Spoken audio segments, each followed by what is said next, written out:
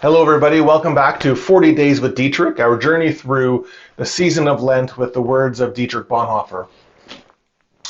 Today's passage is taken from that compilation known as A Testament to Freedom. The title given to this excerpt is Serious Discipleship. Dietrich writes, "If our Christianity has ceased to be serious about discipleship, if we have watered down the gospel into an emotional uplift, which makes no costly demands, and which fails to distinguish between natural and Christian existence, then we cannot help regarding the cross as an ordinary, everyday calamity, as one of the trials and tribulations of life. We have then forgotten that the cross means rejection and shame, as well as suffering. The psalmist was lamenting that he was despised and rejected, and that is an essential quality of the suffering of the cross. But this notion has ceased to be intelligible to Christianity, which can no longer see any difference between an ordinary human life and a life committed to Jesus. The cross means sharing the suffering of Christ to the last and to the fullness. Only those thus totally committed in discipleship can experience the meaning of the cross." I'm continually amazed at how contemporary Bonhoeffer is. And this is why I love Bonhoeffer so much. He's writing in the 1930s and 40s, but it sounds like he's commenting on what we struggle with today. A Christianity that has ceased to be serious about discipleship is missing something important. A Christianity that waters down the gospel into something that just says to make you feel good, as an emotional uplift, he says, and makes no costly demands. It makes no demands on who you're going to be or how you're going to treat others and how you're going to live your life. He says that misses something, and it misses the cross, because the cross changes everything for Bonhoeffer. The cross changes the existence, it changes the world, it changes the universe, it changes the cosmic reality, and it has to change our lives.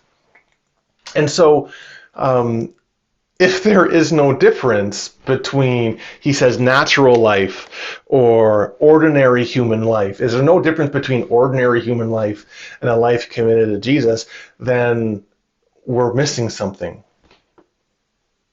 One of the things that happened with Bonhoeffer, Bonhoeffer spent a year studying in New York, in Union Theological College, and he was a scholar there, and he ended up having this wonderful friendship with a man named Al Fisher, and Bonhoeffer spent a lot of time being kind of like an unofficial student with Al Fisher in Abyssinian Baptist Church in Harlem.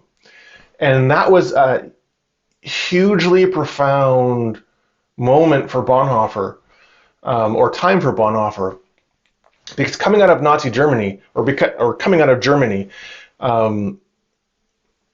Christianity was, the Lutheran Church was the state church to which Bonhoeffer belonged to. And so in some sense, there was this constant blending of what it meant to be a good German citizen and a good Christian.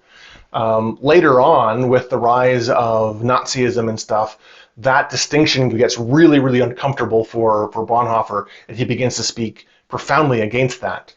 But it was an understanding of Christianity from the seat of power.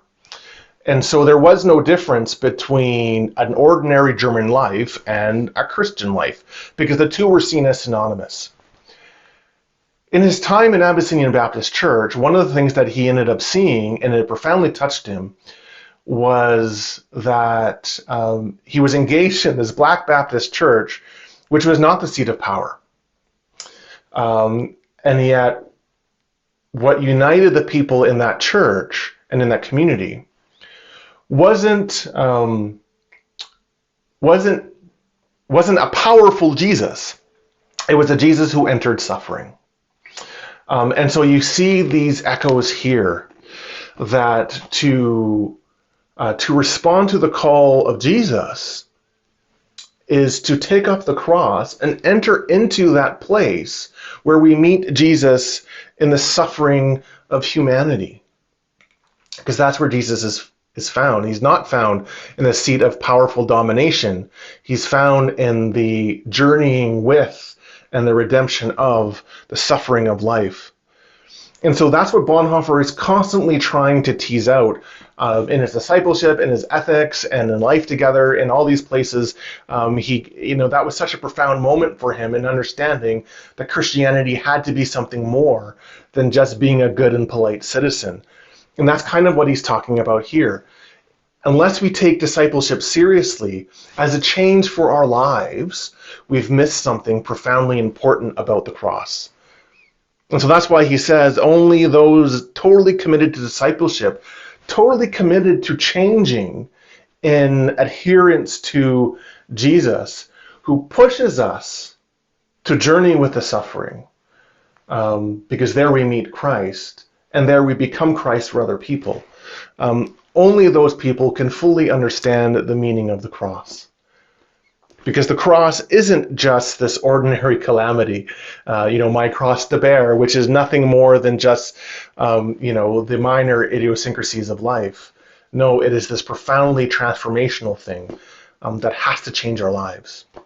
God bless you as you journey through your season of Lent, and I look forward to seeing you tomorrow.